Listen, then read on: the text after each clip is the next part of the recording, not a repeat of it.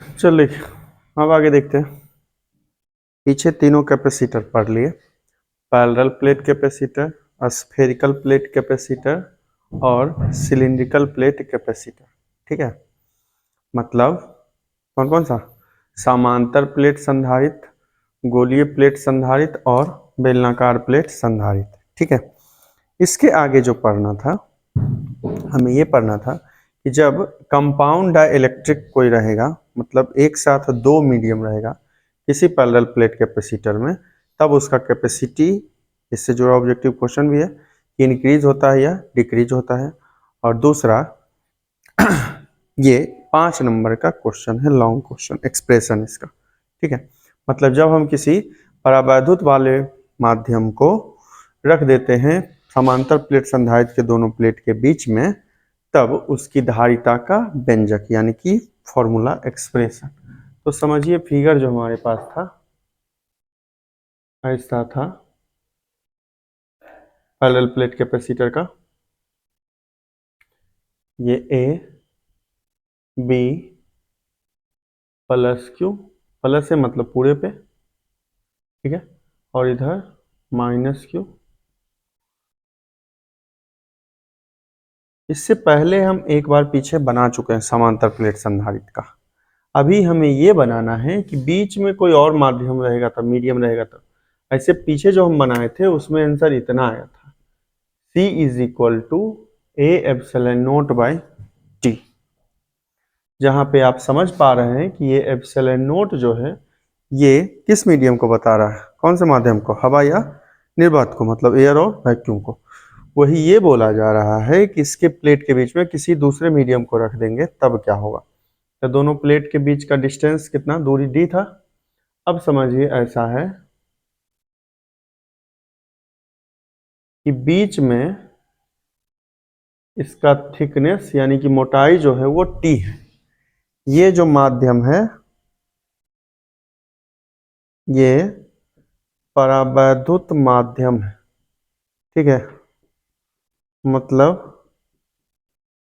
Dielectric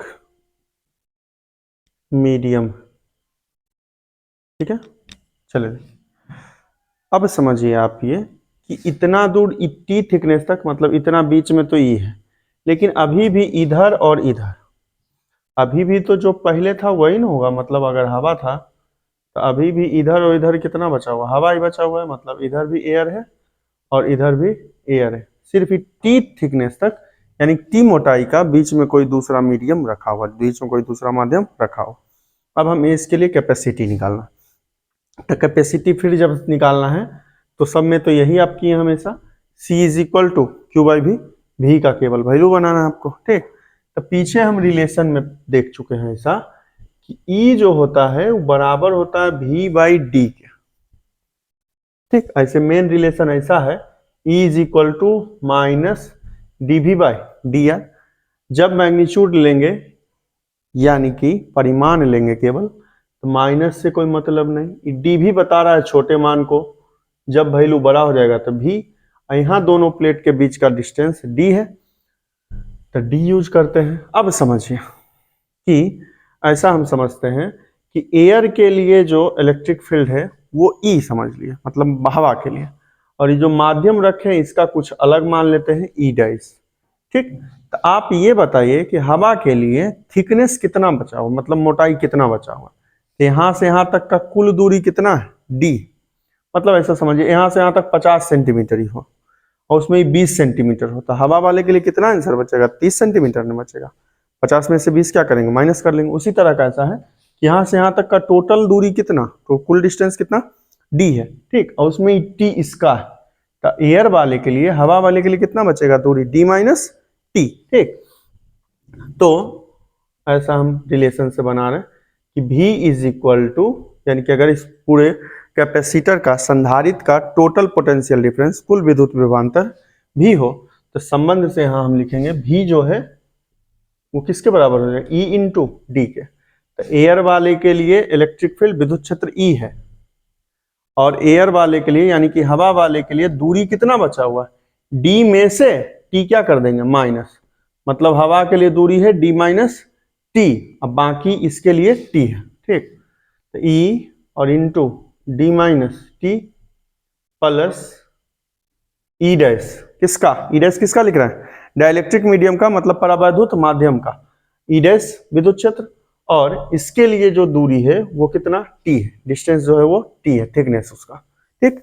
अब किसी भी कंडक्टर के लिए इलेक्ट्रिक फील्ड यानी विद्युत क्षेत्र जो होता है वो कितना होता है, सिग्मा बाय एप्सिलॉन नॉट। आप फिर से यहां समझिए, इस सिग्मा तो कैपेसिटर वाला यूज होना है, तो जब एयर वाले का निकालेंगे मतलब हवा वाले के लिए तब तो यहाँ एप्सिलॉन नॉट यूज करेंगे, लेकिन जब निकालेंगे डाइलेक्ट्रिक मीडियम परावैद्युत माध्यम वाले का तो सिग्मा तो होगा लेकिन नीचे में एप्सिलॉन नॉट ना होकर कितना होगा एप्सिलॉन, क्योंकि हवा वाले को एप्सिलॉन नॉट से लिखते हैं, अब बाकी सब वाले को किससे लिखते हैं, एप्सिलॉन से लिखते हैं। तो ये जो हवा वाला है उसके लिए सिग्मा बाई एप्सिलॉन नॉट, और जबकि इस मीडियम के लिए यानी परावैद्युत माध्यम के लिए आंसर कितना, सिग्मा बाई एप्सिलॉन।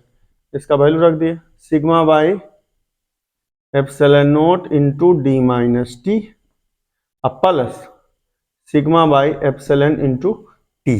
ठीक। अब देखिए यहाँ पे आगे क्या करना है आपको, यहाँ सिग्मा बाई एप्सिलॉन नॉट, यहाँ सिग्मा बाई एप्सिलॉन, एप्सिलॉन को बदलना हो आपको एप्सिलॉन नॉट के फॉर्म में तो अपेक्षिक परावैद्युतता पीछे आप पढ़े होंगे, रिलेटिव परमिटिविटी, फॉर्मूला ऐसा होता है e r is equal to epsilon by epsilon naught, e r is equal to epsilon by epsilon naught, ये नहीं होता था, मतलब जो मीडियम का है और जो एयर और वैक्यूम का मतलब माध्यम का और हवा या निर्वात की परावैद्युतता का जो अनुपात निकलता है, रेशियो बनता है, उसी को रिलेटिव परमिटिविटी यानी कि हिंदी में अपेक्षिक परावैद्युतता बोलते हैं। ठीक है।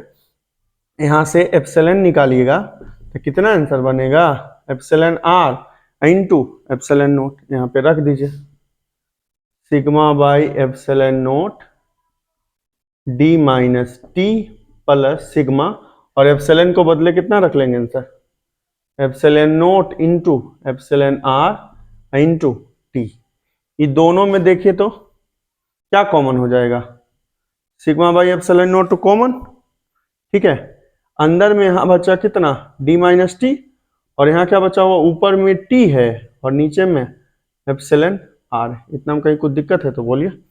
दोनों में common sigma by epsilon naught, यहाँ क्या बचेगा डी माइनस टी, और यहाँ ऊपर में टी है नीचे में एप्सिलॉन आर। इसके साथ ही देखिए जो आंसर जिस फॉर्म में रहता है वो बनाने के लिए कॉमन तो ऐसे इतना ही होगा, लेकिन अंदर में देखिए डी को छोड़ दीजिए, इतना में समझिए, इतना में क्या कॉमन हो सकता है, टी कॉमन हो सकता है दोनों, मतलब माइनस टी या plus t by epsilon r में क्या कॉमन ले सकते हैं, टी, क्योंकि आंसर इसी रूप फॉर्म में मिलेगा। तो दोनों में माइनस टी कॉमन ले लिए, तो माइनस टी जब कॉमन ले लिए तो पूरा बाहर ना हो गया, मतलब यहाँ क्या बचा 1, माइनस में कॉमन लिया बीच में प्लस लगा हुआ, तो आंसर ये प्लस वाला जो उसमें बदल जाएगा माइनस में, टी कॉमन ही है तो 1 बाई एप्सिलॉन आर। ये हो गया आपका भी का वैल्यू। यहां देखिए ध्यान से बिल्कुल, डी को छोड़ के कॉमन ले रहे हैं माइनस टी या plus t by epsilon r में, माइनस टी में दोनों में कॉमन ले लिए, ई दोनों में, ये माइनस टी जब कॉमन हो गया तो माइनस में टी था ही, यहाँ कुछ नहीं बचा, मतलब कितना 1, प्लस था कॉमन हम माइनस में लिए हैं तो प्लस वाला वैल्यू बदल जाए किसमें, माइनस में, टी तो कॉमन ही है तो 1 अब बाई एप्सिलॉन आर हो गया। ये हो गया इसका आंसर भी का केवल निकला है। ठीक। इसके बाद जब C is equal to Q by v बनाइएगा तो फिर से समझिए, या तो Q को हमें बदलना होगा सिग्मा के फॉर्म में, या भी Q सिग्मा के फॉर्म में है तब भी को ही हम बदल लेते हैं किस फॉर्म में, Q के फॉर्म में। तो सिग्मा का फॉर्मूला क्या जानते हैं, सरफेस चार्ज डेंसिटी का फॉर्मूला क्या होता है, Q बाई ए, पृष्ठ आवेश घनत्व का सूत्र क्या बनता है, sigma is equal to Q by A, इसका रख दीजिए, V is equal to sigma का value Q by A, sigma हो गया, नीचे में epsilon naught d minus t 1 minus 1 by epsilon r, ये बन गया हमारा किसका वैल्यू, भी का वैल्यू बन गया। ठीक है। भी का एक ही रिलेशन से बना रहे हैं, भी बराबर ई गुने डी, उसमें से हवा वाले को ई से लिख रहे हैं और परावैद्युत माध्यम यानी डाइलेक्ट्रिक मीडियम वाले को ई डैश से लिख रहे हैं। हवा वाले के लिए दूरी बचा हुआ है डी माइनस टी, और परावैद्युत माध्यम डाइलेक्ट्रिक मीडियम के लिए दूरी कितना टी है। फिर ई का आंसर हम जानते हैं किसी भी कंडक्टर के लिए सिग्मा बाई एप्सिलॉन नोट, मतलब किसी भी चालक के लिए तो हवा में एप्सिलॉन नोट होगा, किसी और वाले में तो एप्सिलॉन ने खाली होगा ये। फिर एप्सिलॉन को बदले किस फॉर्म में, एप्सिलॉन आर के फॉर्म में। तो एप्सिलॉन आर का सूत्र हम पढ़े हैं epsilon by epsilon naught. Epsilon निकालेंगे तो ये भागा में इधर आके इंटू में, मतलब इधर डिवाइड में, इधर आके इंटू गुना हो जाएगा। तो epsilon r into epsilon naught. Epsilon r easy रख दिया, दोनों में common sigma by epsilon naught बाहर हो गया। यहाँ क्या बचा, d minus t plus t और नीचे में एप्सिलॉन आर। इसके बाद ये जो बड़ा वाला ब्रैकेट है इसके अंदर समझिए डी को छोड़ के इतना दूर में हम कॉमन लिए किसको, माइनस टी को। तो माइनस टी जब कॉमन ले लेंगे तो पूरा बाहर हो गया, क्या बचा 1, प्लस में था माइनस कॉमन लिया, माइनस प्लस वाला माइनस बदल जाएगा, टी तो बाहर ही है, नीचे में क्या है एप्सिलॉन आर। उसके बाद सिग्मा के फॉर्म में और सी हमको निकालना तो C equal to Q by V लगाएंगे। तो फिर सिग्मा को हम बदल लीजिए क्यू बाई ए के फॉर्म में, तो Q by a epsilon note, ये आ गया भी का आंसर। ठीक है यहां तक। अब अगर कैपेसिटी इसका सी हो, यानी कि इस पैरेलल प्लेट कैपेसिटर का कैपेसिटी कितना सी हो जाए, तो सी का फॉर्मूला आप सिर्फ लगाना, C is equal to Q by V जो ऊपर लिखा हुआ। तो कैपेसिटी यानी कि धारिता सी हो तो सी बराबर क्यू बाई भी। तो क्यू बाई भी, तो भी का इक्वेशन फर्स्ट यानी कि समीकरण एक का यहाँ वैल्यू रख दीजिए। तो क्यू अब भी का value q by a epsilon naught d minus t 1 minus 1 by epsilon r. Q से क्यू कैंसिल, ये नीचे से चला जाएगा कहाँ, सबसे ऊपर। तो आंसर हो गया a epsilon naught d minus t 1 minus 1 by epsilon r. ये हो गया आपका, जब बीच में आप किसी मीडियम को रख दीजिएगा तब धारिता का सूत्र, कैपेसिटी का फॉर्मूला। ठीक है, सी बराबर ए epsilon note by D minus t 1 minus 1 बटे एप्सिलॉन आर। अब इसमें जो क्वेश्चन बनता है वो समझिए कि धारिता यानी कैपेसिटी बढ़ा या घटा। तो जब हम बिना एयर के बनाते हैं, क्या करते हैं, जब बिना किसी मीडियम के बनाते हैं एयर रख के, तब हम पीछे बनाए थे तो आंसर कितना आया था, a epsilon naught by d. ये वैल्यू और ये वैल्यू दोनों में कौन बड़ा है कौन छोटा है। ए एप्सिलॉन नोट ऊपर वाला तो वैल्यू आपको दिख ही रहा है कि बराबर है। अब नीचे में वैल्यू बड़ा, ये इनवर्सली हो जाएगा सी और इसमें रिलेशन व्युत्क्रमानुपातीन होगा, एक बढ़ेगा तो दूसरा क्या होगा घटेगा। अब यहां सिर्फ आपको समझना है कि डी है, डी माइनस टी इतना आंसर, ई वाला वैल्यू बड़ा की वाला वैल्यू बड़ा। तो ई डी है, डी में इतना वैल्यू हमको क्या करना माइनस करेंगे, तो 10 वैल्यू है, अगर 10 समझिए तो 10 में कोई भी वैल्यू माइनस की जगह हटाइएगा तो हमेशा 10 से छोटा ही बनेगा। तो डी है, डी से कोई छोटा वैल्यू, तो नीचे वाला वैल्यू घटा तो सी का वैल्यू क्या होगा बढ़ जाएगा। ई मतलब डिक्रीज हो रहा है, डिस्टेंस डिक्रीज हो रहा है, तो कैपेसिटी का वैल्यू क्या हो जाएगा बढ़ जाएगा। इसका मतलब क्या हुआ कि जब हम किसी माध्यम को बीच में रखते हैं तो धारिता का मान जो होता है वो बढ़ता है। यानी कि when a compound dielectric medium is kept between both plates of a parallel plate capacitor then their capacity increases, मतलब धारिता का मान जो होता है वो क्या होता है बढ़ता है। अब इसी में समझिए कि पूरा का पूरा मीडियम ही हो, मतलब इसमें हवा नहीं हो, तब क्या होगा आंसर, मतलब पूरा का पूरा परावैद्युत माध्यम ही हो, डाइलेक्ट्रिक मीडियम ही हो। तो क्या करेंगे, ये पूरा का यहां से यहां तक का आंसर कितना था डी। अभी जो हम बनाए हैं वो कितना थिकनेस के लिए बनाए, कितना मोटाई के लिए, टी के लिए। या तो डी को टी से बदल लीजिए या टी को डी से बदल दीजिए। तो इसी का नोट में पहला वो था कि बढ़ेगा, और दूसरा नोट में ये है जब पूरा का पूरा डाइलेक्ट्रिक मीडियम ही, तो डी या t is equal to d रख दीजिए।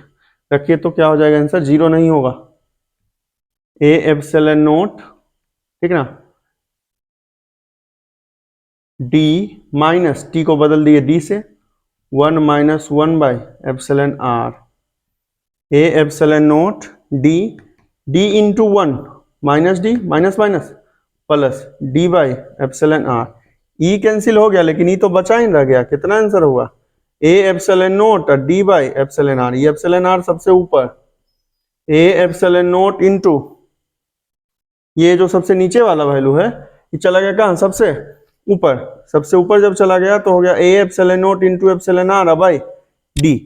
अब देखिए तो अभी तुरंत ही पढ़ रहे हैं, या तो यहीं तक आंसर छोड़िए या epsilon naught into epsilon r, किसका परमिटिविटी का वैल्यू बनेगा, अभी तुरंत में पीछे यूज किए थे, e r is equal to epsilon by epsilon note.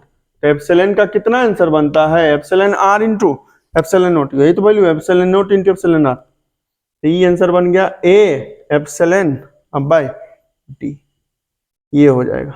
कहने का मतलब जब पूरा का पूरा मीडियम ही रहेगा, कोई डाइलेक्ट्रिक मीडियम ही रहेगा, परावैद्युत माध्यम ही रहेगा, ये जो एप्सिलॉन नॉट है बदल जाए किससे, एप्सिलॉन से। ये जो एक्सप्रेशन है ये 5 नंबर का एक्सप्रेशन है, बोर्ड के एग्जाम में पहले कई बार ये क्वेश्चन आ चुका है, ठीक है, कि बीच में या कंपाउंड डाइलेक्ट्रिक मीडियम को रखने पे, यौगिक परावैद्युत माध्यम को रखने पर धारिकता का व्यंजक यानी कि एक्सप्रेशन को आपको क्या करना, डिराइव करना, ठीक है। ये हो गया आपका, आगे अगले दिन पढ़ते हैं।